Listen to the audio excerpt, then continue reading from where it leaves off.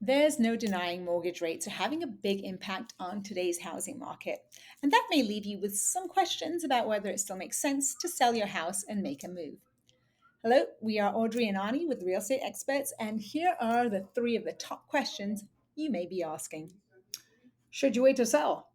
If you're thinking about waiting to sell until after mortgage rates come down, here's what you need to know.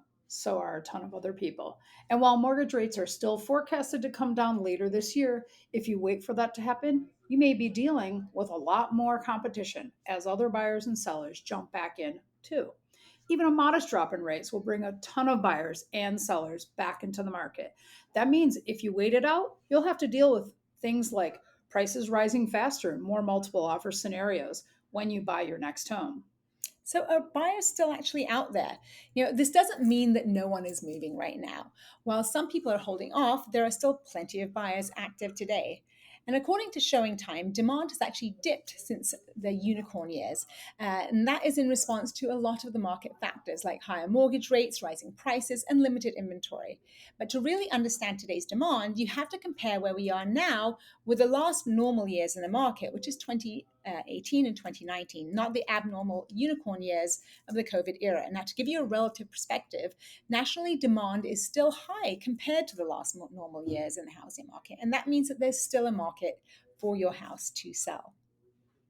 Can you afford to buy your next home? If you're worried about how you will afford your next move with today's rates and prices, consider this. You probably have more equity in your current home than you realize.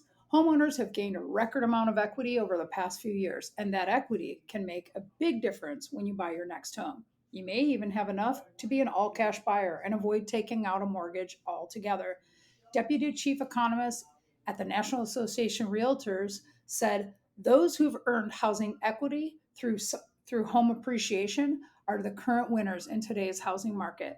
Last month, one third of recent home buyers did not finance their home purchase, the highest share in a decade.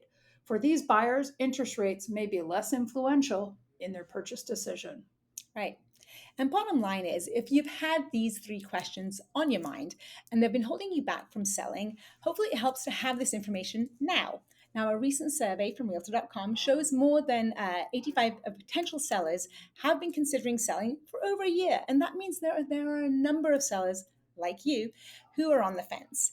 But that same survey also talked to sellers who recently decided to take the plunge and list.